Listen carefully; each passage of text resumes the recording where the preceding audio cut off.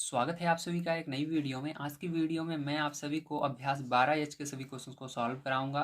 यदि आप सभी ने इसके पहले की एक्सरसाइजों को नहीं देख रखा है तो मैं आप सभी को बता दूं कि मैंने इसके पीछे की जितनी भी एक्सरसाइज है सबको कंप्लीट करवा रखा है। आप हमारे चैनल पर जाएंगे तो प्लेलिस्ट मिल जाएगी, या आप सभी डिस्क्रिप्शन बॉक्स में चेक कर सकते हैं, वहाँ पर भी मैंने प्ले डाल रखी है। आइए देखते हैं पहला क्वेश्चन क्या दिया गया है और इसको किस प्रकार से सॉल्व करना है। पहला क्वेश्चन दिया गया है, निम्नांकित सारणी में रिक्त स्थानों को अपनी अभ्यास पुस्तिका में भरिए। तो यहाँ पर जो रिक्त स्थान आपको दिख रहे हैं हर जगह, इनके अंदर क्या आएगा इसको बताना है। तो आइए यहाँ पर पहले क्वेश्चन को लेते हैं और देखते हैं इसको किस तरह से किया जाएगा। तो यहाँ पर देखिए आपको क्या क्या चीज़ें दी गई हैं। क्रय मूल्य दिया गया है 100 रुपये और विक्रय मूल्य दिया गया है 115। तो यहाँ पर हम लिख लेते हैं, फर्स्ट नंबर क्वेश्चन में हमको दिया गया है क्रय मूल्य कितना दिया गया है। क्रय मूल्य हमको 100 रुपये दिया गया है, ठीक है। और विक्रय मूल्य कितना दिया गया है, विक्रय मूल्य 115 दिया गया है, ठीक है।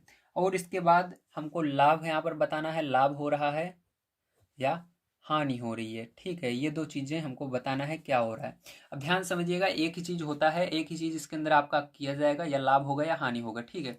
दोनों एक साथ नहीं आएगा। अब देखिए यहाँ पर ध्यान समझिएगा, यहाँ पर सीधी सी बात है, जब विक्रय मूल्य यानी क्या होता है, बेच रहा है, ठीक, कितने में वो बेच रहा है। तो देखिए क्रय मूल्य यानी कितने में खरीद रहा है, तो उसने खरीदा 100 रुपये का और बेच रहा है 115 का, ठीक है। इस प्रकार से आप समझ सकते हैं, कोई व्यक्ति अगर सामान खरीद रहा है 100 रुपये का, बेच रहा है 115 का, तो सीधी सी बात है लाभ हो रहा है।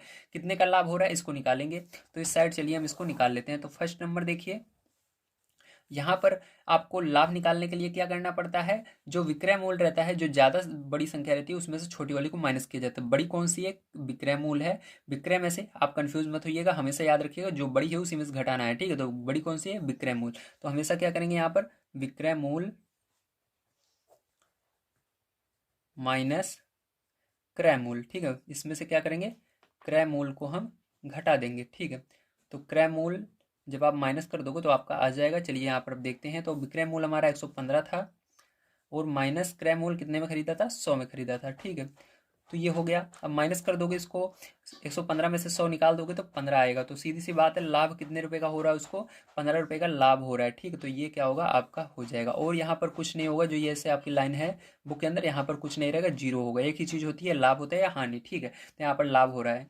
अब देखिए सेकंड नंबर का इसका क्वेश्चन हम देख लेते हैं। तो इसका सेकंड नंबर का क्वेश्चन आपको क्या क्या चीज़ें दी गई हैं ध्यान समझिएगा। इसके सेकंड नंबर में आपको यहाँ पर कुछ नहीं दिया गया है क्रय मूल्य में, ठीक है। और इसके बाद यहाँ पर दिया गया है विक्रय मूल्य बराबर आपको दिया गया है 1500, मतलब 1500 रुपये, ठीक है। और इसके बाद यहाँ पर लाभ दिखा रहा है आपको 300 का। और यहाँ पर आपको मैंने बताया जहाँ लाभ होगा या हानि होगा, तो यहाँ पर लाभ पहले से ही दिया गया, मतलब हानि हो ही नहीं सकता, लाभ होगा, ठीक है।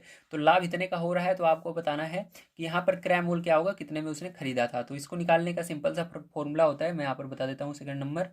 तो जब आप क्रय मूल्य निकालते हैं, क्रय मूल्य बराबर होता है आपका, ठीक है, क्या होता है, आपको विक्रय मूल्य में से लाभ को माइनस करना पड़ता है। तो लिखेंगे यहाँ पर विक्रय मूल्य माइनस लाभ, ठीक है। विक्रय मूल्य में से क्या कर रहे हैं, हम लाभ को माइनस कर रहे हैं। विक्रय मूल्य कितना था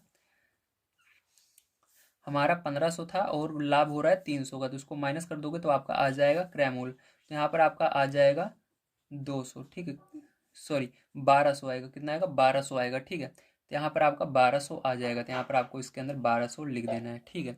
अब चलिए इसी तरह से हम देखते हैं इसका तीसरा नंबर पार्ट किस तरह से होगा। तो देखिए तीसरा नंबर क्वेश्चन, इसके अंदर क्या क्या चीज़ें दी गई हैं। 700 आपको दिया गया है क्रय मूल्य, ठीक है। अब विक्रय मूल्य आपको यहाँ पर नहीं दिया गया, इसको बताना है।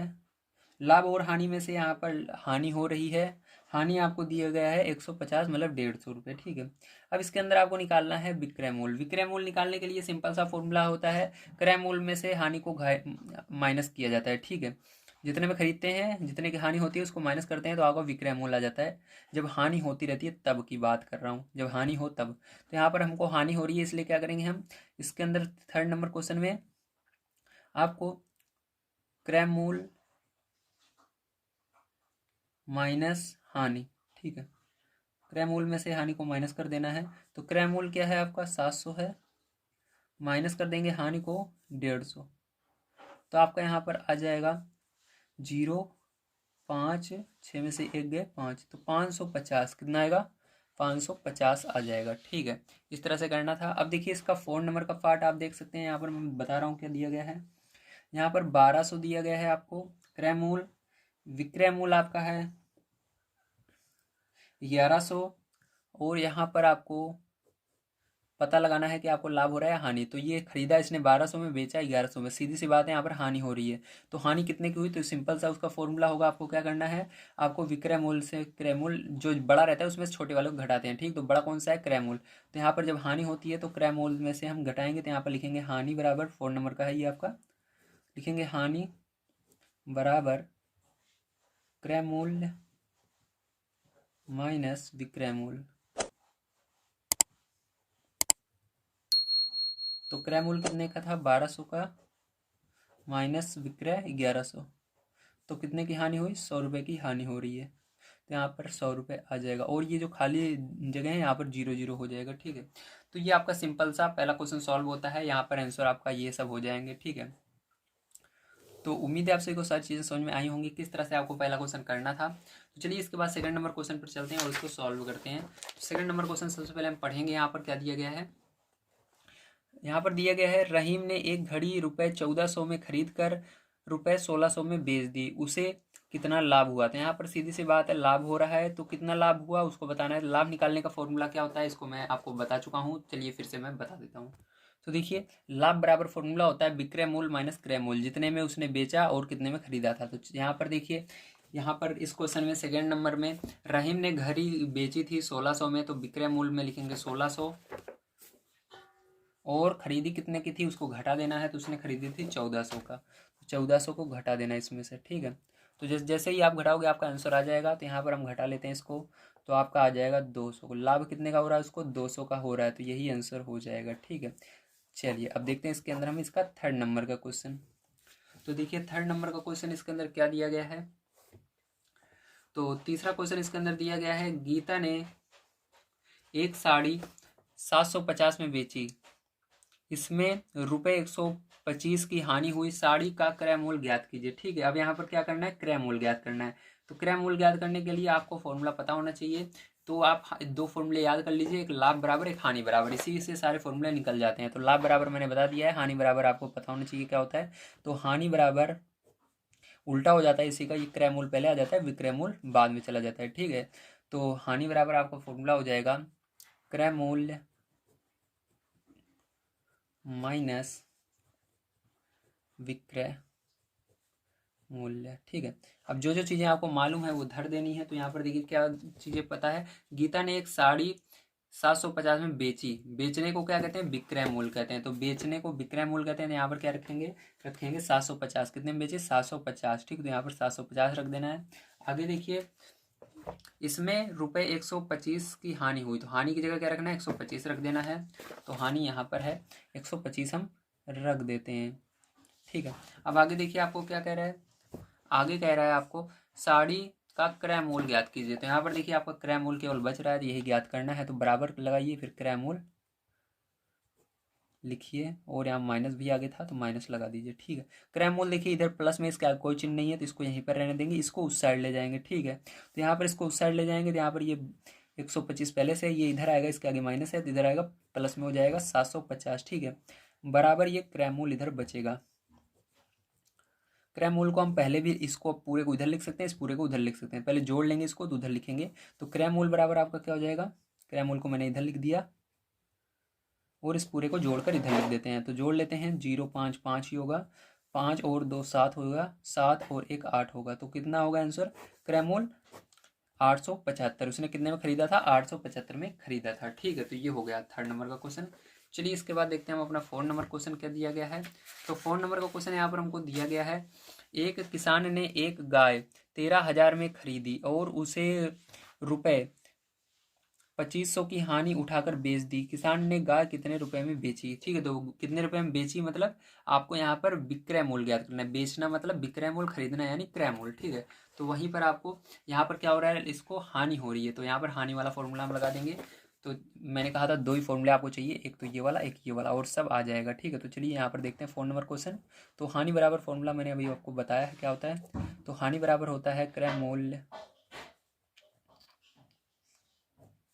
माइनस विक्रय मूल्य। ठीक है, ये फॉर्मूला होता है। अब देखिए यहाँ पर किसान कितने में गाय खरीदा, तो गाय उसने खरीदा, आपको दिखा देता हूँ, गाय उसने खरीदा 13,000 में और उसको हानि हो रही है 2500 की। तो जहां पर खरीदा लिखा हुआ है इसकी जगह क्रय मूल्य होगा, ध्यान रखिएगा, खरीदना यानी क्रय मूल्य। तो क्रय मूल्य की जगह आपको 13,000 लिखना है और हानि की जगह 2500 लिख देना है। चलिए लिख लेते हैं। तो हानि की जगह सबसे पहले हम क्या लिखेंगे, 2500 लिखेंगे। क्रय मूल्य कितने में खरीदी थी, 13,000 में खरीदी थी, 13,000 यहाँ पर लिख देंगे। ठीक है, अब यहाँ पर आगे देखिए माइनस है, तो और इसको लगा दीजिए विक्रय मूल्य। ठीक है, अब यहाँ पर आपका विक्रय मूल्य निकल आएगा। अब देखिए एक चीज़ हमेशा याद रखिएगा, जिसका मान हम निकालते हैं वो माइनस में नहीं होना चाहिए, मतलब उसके आगे माइनस नहीं होने चाहिए। जैसे यहाँ पर देखिए इसके आगे माइनस नहीं था इसलिए इसको यहाँ पर रखे थे, लेकिन इस बार इसके आगे माइनस है, तो क्या करेंगे, इसको उधर ले जाएंगे तो ये प्लस में हो जाएगा। बराबर का ये निशान है, बराबर के इस साइड आने पर ये प्लस में हो जाएगा, तो इसको इधर लाएंगे, प्लस में हो गया विक्रय मूल्य। और जिस साइड ये विक्रय मूल्य रहेगा इस साइड कोई संख्या नहीं रहनी चाहिए, इसलिए इसको उस साइड ले जाएंगे। तो इधर ये किस में है, प्लस में है। देखिए इसका कोई चिन्ह नहीं, उधर जाएगा माइनस में हो जाएगा। तो ये 13,000 अपनी जगह प्लस में था, तो इसको इधर ही रहने देंगे, 13,000 जिस साइड है, और केवल इसको उधर ले जा रहे हैं तो ये माइनस में हो जाएगा। ठीक है, तो इसको लिख देते हैं हम 2500। अब इसको माइनस कर देंगे तो यहाँ पर आपका क्या आएगा देखिए, तो यहाँ पर आपका माइनस करने पर विक्रय मूल्य आ जाएगा, विक्रय मूल्य। ठीक है, कितना आएगा, 10,500। ठीक, कितना आएगा, 10,500। तो यही क्या हो जाएगा फिर, जो आपका आंसर हो जाएगा। ठीक है, बहुत आसान था। चलिए इसके अंदर 5 नंबर क्वेश्चन देखते हैं। 5 नंबर क्वेश्चन किस प्रकार से करना है। तो देखिए 5 नंबर क्वेश्चन आप सभी को दिया गया है। हरीश ने एक पुरानी स्कूटर 7,000 में खरीदी। तो यहाँ पर खरीदी यानी क्रय मूल्य दिया गया है, और 600 उसकी मरम्मत में खर्च किए। तो मरम्मत यानी उसने क्या किया, उसका मरम्मत करवाया। ठीक है, बताइए कि स्कूटर का लागत मूल्य क्या है। तो लागत मूल्य का फॉर्मूला क्या होता है, इसको आपको पता होना चाहिए। चलिए मैं फॉर्मूला यहाँ पर लिख देता हूँ। तो यहाँ पर फॉर्मूला होता है आपका लागत मूल्य बराबर क्रय मूल्य प्लस ऊपरी व्यय, ऊपरी खर्चा जिसे कहते हैं। ठीक, जो उसने अलग से उसके अंदर लगाया है, ये होता है। ठीक है, क्या होता है, क्रय मूल्य प्लस ऊपरी व्यय, जो उसने अलग से उस सामान पर खर्चा किया है। ठीक, उसको कहते हैं ऊपरी व्यय। तो चलिए अब इसके अंदर मान को रख देते हैं। तो देखिए यहाँ पर क्रय मूल्य कितने में खरीदा था उसने, 7,000 में खरीदा, और 600 उसने उसकी मरम्मत कराई। तो यहाँ पर खरीदना यानी क्रय मूल्य दिया गया है, मरम्मत कराना यानी हमारा दिया गया है ऊपरी व्यय। ठीक है, तो यहाँ पर 7,600 लिख देना है आपको। तो 7,600 इधर लिख देते हैं, 7,000 यहाँ पर होगा, और ऊपरी व्यय 600। ठीक, खर्चा आया उसको। अभी ये आपका लागत मूल्य इन दोनों को जोड़ लेंगे तो आपका निकल आएगा। तो लागत मूल्य, तो लागत मूल्य आपका कितना आ जाएगा, इसको जोड़ लीजिए। तो लागत मूल्य बराबर, ठीक है, तो आपका आ जाएगा 7,600। कितना आएगा, 7,600। तो यही क्या हो जाएगा फिर, जो आपका आंसर हो जाएगा। बहुत ही सिंपल था। चलिए इसके बाद देखते हैं इसका लास्ट क्वेश्चन 6 नंबर का किस तरह से करना है। तो 6 नंबर क्वेश्चन आइए सर्वप्रथम हम यहाँ पर पढ़ लेते हैं। दिया गया है, डेविड ने एक मकान 48,000 में खरीदा।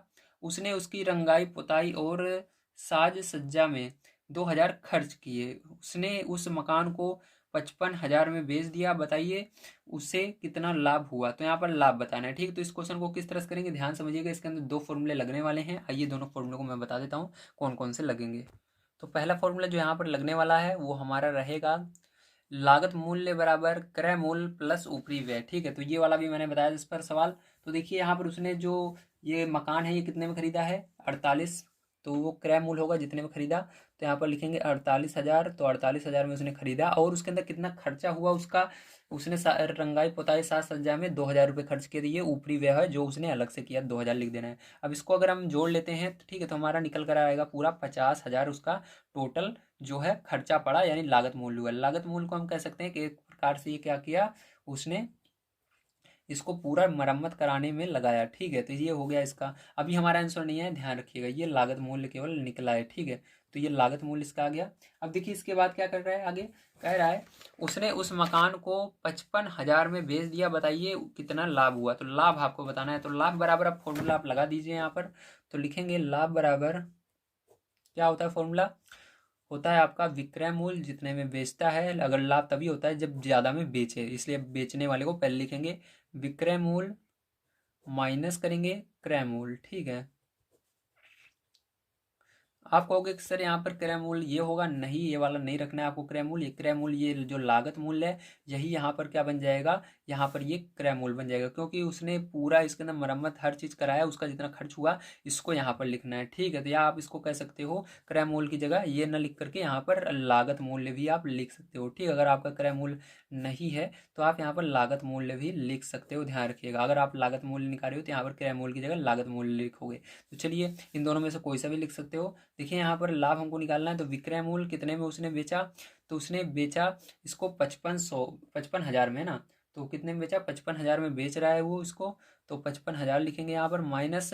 यहाँ पर क्रय मूल्य हमको नहीं पता है, ये वाला तो रख नहीं सकते हैं हम, क्योंकि यहाँ पर देखिए आपका बीच में फुल स्टॉप आ गया है। ठीक, फुल स्टॉप आने का मतलब है ये अलग हो गया यहाँ से, और इसके पीछे का अलग क्वेश्चन बन रहा है, तो यहाँ पर ये आपको रखना नहीं है। अब यहाँ पर लागत मूल्य अभी हमने निकाला है, इसको रख सकते हैं। तो आप यहाँ क्या करेंगे, लागत मूल्य इन दोनों में एक चीज जरूर रख दीजिए, तो यहाँ पर लागत मूल्य रख देंगे 50,000। ठीक है, अब इसको क्या करेंगे, हम माइनस कर लेंगे, तो यहाँ माइनस करेंगे तो आपका कितना आएगा, 5,000 आ जाएगा। कितना आएगा, 5,000। तो उसको जो लाभ हो रहा है वो कितने का हो रहा है, 5,000 का हो रहा है। तो उम्मीद है प्यारे बच्चों आप सभी को सारी चीज़ें समझ में आई होंगी। आज की वीडियो में मैंने आप सभी को जो आपका अभ्यास 12H था इसको पूरा कंप्लीट करवा दिया है। यदि आप सभी ने इसके पहले की वीडियोस को नहीं देखे हैं तो आप सभी हमारे चैनल पर जाएंगे तो वहाँ पर प्लेलिस्ट मिल जाएगी, या आप सभी डिस्क्रिप्शन बॉक्स चेक कर सकते हैं, यहाँ पर भी आप सभी को आगे की वीडियो मिल जाएगी। नेक्स्ट वीडियो देखने के लिए वीडियो पर क्लिक कीजिए जो आपको दिख रहा है, और प्लेलिस्ट जाने के लिए यहाँ पर प्लेलिस्ट शो हो रही है, इस पर क्लिक करके आप प्लेलिस्ट पर जा सकते हैं। आप सभी का दिन शुभ हो, थैंक यू वेरी मच। अगर वीडियो पसंद आया हो तो लाइक कर दीजिएगा, जितना हो सके अपने दोस्तों तक शेयर जरूर कीजिएगा।